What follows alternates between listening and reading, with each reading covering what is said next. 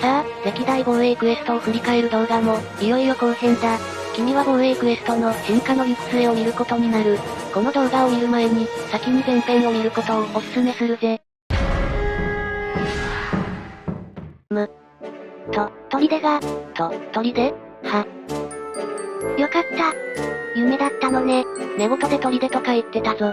防衛クエストの話のせいかしら。砦の防衛に失敗する夢を見たわ。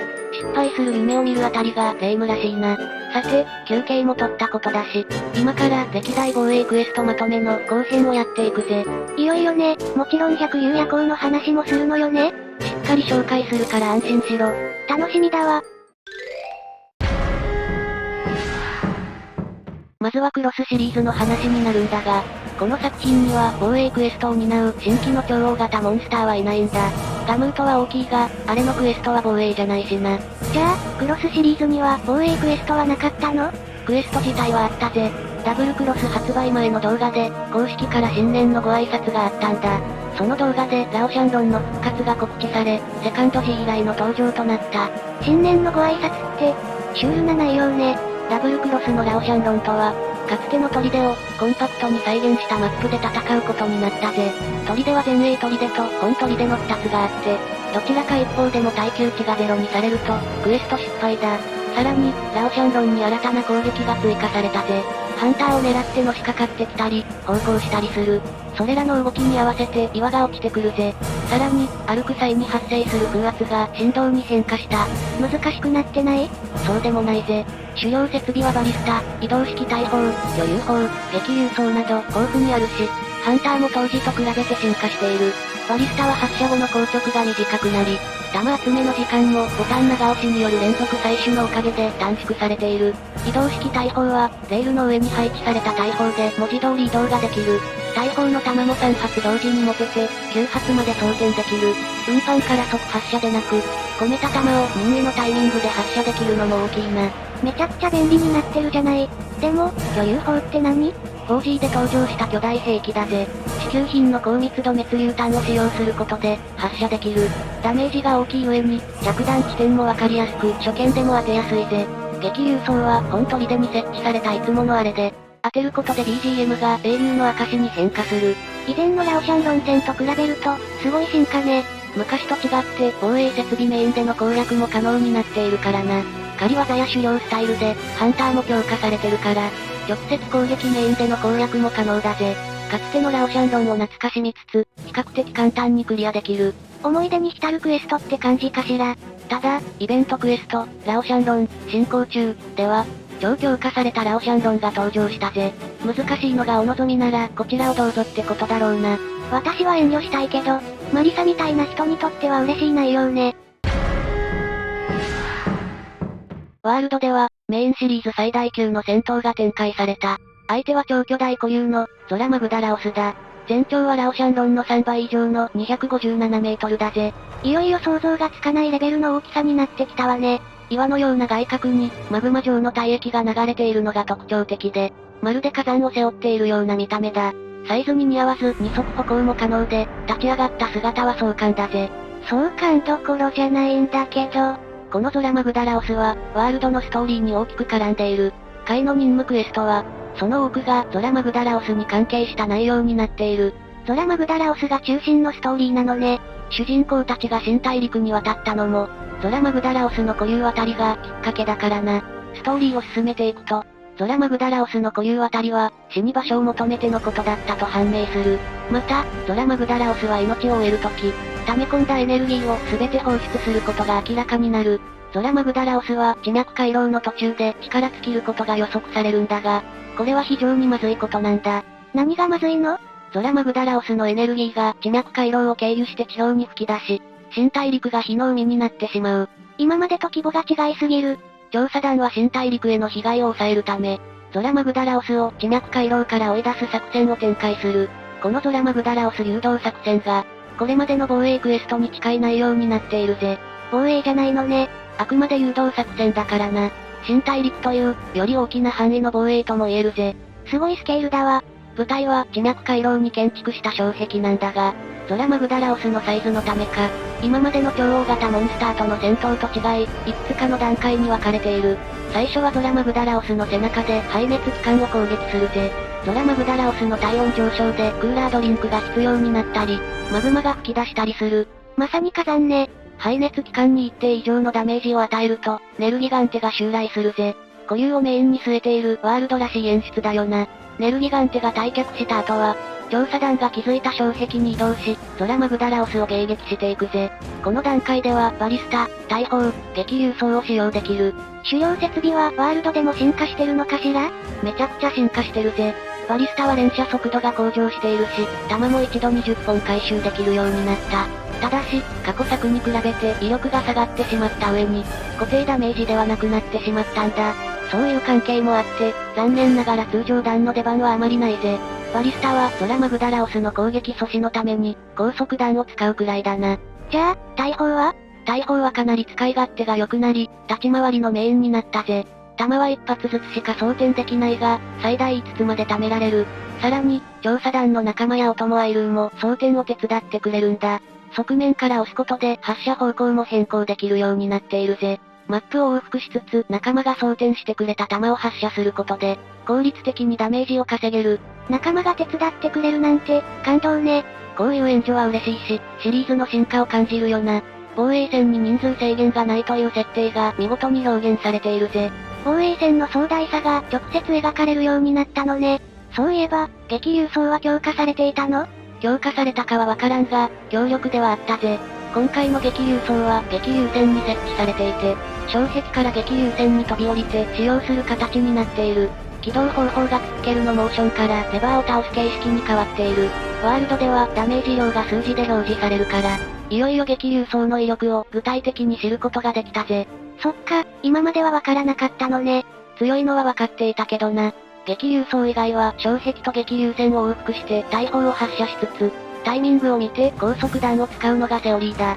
マップがシームレスになったから、翼竜を移動手段にして激流線から障壁に移動する。細かい話だが、この移動方法が臨場感や迫力を演出するのに一役買っているぜ。かっこいいわ。ゾラマグダラオスは障壁に頭突きをすることがあって、この時に頭の上へ乗り込めるぜ。映画の主人公のようなシチュエーションを堪能しつつ、武器による直接攻撃をお見舞いできる。BGM は変わらないの？激流装でゾラマグダラオスの体力が一定以下になった場合にのみ変化するぜ。当てただけじゃ聞けないのは残念ね。条件関係なく、当てた瞬間に聞きたいよな。時間内にゾラマグダラオスの体力を削りきれれば、クエストクリアだぜ。誘導作戦の経緯を考えればわかるが、討伐は不可能だ。討伐したら、新大陸ごと調査団は壊滅する。そりゃそうよね。ゲームハードの進化も相まって、ゾラマグダラオスとの戦闘はメインシリーズ史上最大規模だった。防衛設備も格段に使いやすくなっていたしな。言うことなしね。一つ難点を挙げるとしたら、ゾラマグダラオスの背中が広すぎて道に迷いやすいことくらいだな。マリサが方向音痴なだけじゃないの？いやいや、あれは迷うぜ。レイムもやればわかるさ。気になってきたし、今度やらせてもらおうかしら。最後は、ライズの百竜夜行だな。ようやく私の知っている話になったわ。レイムは知ってるだろうが、一応概要を説明するぞ。百竜夜行は、カムラの里で古くから発生する災害で、暴走したモンスターの群れが人里を襲うんだ。50年前の百竜夜行では、マガイマガドも襲撃に加わり、里は壊滅寸前にまで追いやられた。クエスト出発時などのロード画面で表示される絵巻は、かつての百竜夜行を描いたものだな。いぶし巻彦が鳴畑多姫を求めて嵐を起こしてたのが原因なのよね。そうだぜ。百竜夜行では超大型モンスターではなく、大型モンスターが群れで襲いかかってくる。モンスターたちからカムラの里を守るために、防衛関門である費用の砦で迎え撃つクエストだ。登場するモンスターも多種多様で、複数体同時に襲ってくる。今までの防衛クエストとは違った迫力があって、初見ではヨッとするよな。私、最初は逃げたもの。ゲーム性もこれまでのシリーズとは一線を画していて、タワーディフェンスの要素が加わった。特徴的なのは、配置された設備を使うんじゃなく、自分で設備を配置できることだな。固定式遊園砲台や竹爆弾などの穴も設置できて、戦略の幅も広がった。なんとなくだが、忍び道、戒めの裏庭を彷彿とさせる内容だ。過去作おなじみの主要設備もあるわよね。バリスタと大砲は自動でリロードされるようになって、ついに弾を運ぶ必要がなくなったんだよな。バリスタは通常弾の他に鉄鋼榴弾、交代弾も追加されたぜ。大砲は自由に狙いをつけられるようになり、通常の弾以外にダメ電撃弾やダメ貫通弾も追加された。里森が自動で撃ってくれる形式も選べるのにはびっくりしたぜ。戦ってくれるのありがたいわよね。神村の里の面々を強者として呼び出せるのも嬉しいところだ。みんなで里を守っている感があって、防衛クエストの集大成って感じがしたな。かつての後方支援からここまで進化したのかと感動したぜ。というか、普賢や日の恵湊の技は、教えてほしいくらいかっこいい。私はよもぎちゃんにびっくりしたけどね。兵糧的な立ち位置かと思ったら、まさかのガトリング砲だもんな。激流装は単発大ダメージじゃなく、継続ダメージになった。挟み込むように何本も飛び出るから、シリーズで一番痛そうに見えるぜ。魚流砲の後継っぽい波流砲もぶっ放せるし、百竜夜行はやることいっぱいだよな。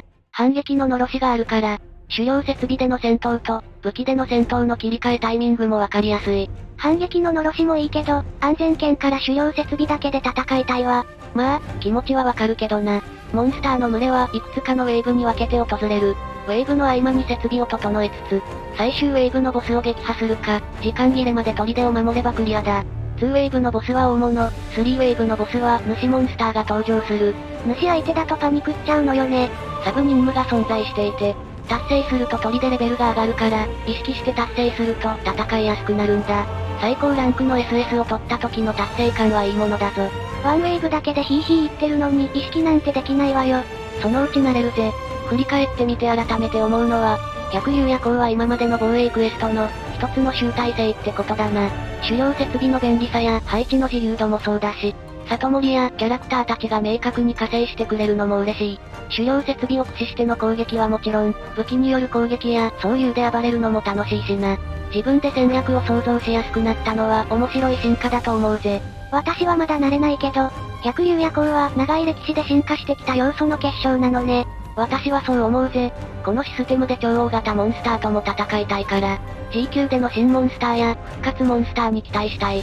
ラオシャンロンが攻めてきたりしたら面白そうね。だろ？個人的な願望としては、シャトルランみたいに何ウェーブまで行けるかの無限耐久百竜夜行も追加してほしいな。そんなのあったら神村の里が壊滅しちゃうでしょ。さて、歴代モンハンの防衛クエストまとめは以上だぜ。前後編含めるとかなり長い内容になってしまったな。でも、防衛クエストの進化を見ることができて楽しかったわ。初期から振り返ってみると、本当にたくさんの試行錯誤があったことがわかるわね。そうだな。この先も進化していくだろうから、今後の新作にも期待だな。マリサがやりたがってる無限耐久百竜夜行はごめんだけどね。そうか、楽しいと思うんだが。防衛クエストの進化に感動した人は、高評価とチャンネル登録を。防衛クエストの苦い思い出、楽しい思い出があったらコメント欄に書き込んでくれよな。ご視聴、ありがとうございました。昔のモンハンも楽しかったが、イライラするシチュエーションもあったよな。当たらないペイントボール。疲れただけでぶっ飛ぶ恐怖の壁登り。壊せないわな。過去作のイライラシチュエーションは、今思うと懐かしいが、当時は見もだえしたもんだ。かつてのクスッとしてしまう仕様を懐かしみつつ、よくあったシチュエーションを抜粋してご紹介するぜ。次回、イライラしたことランキングトップ10、ゆっくり見ていってね。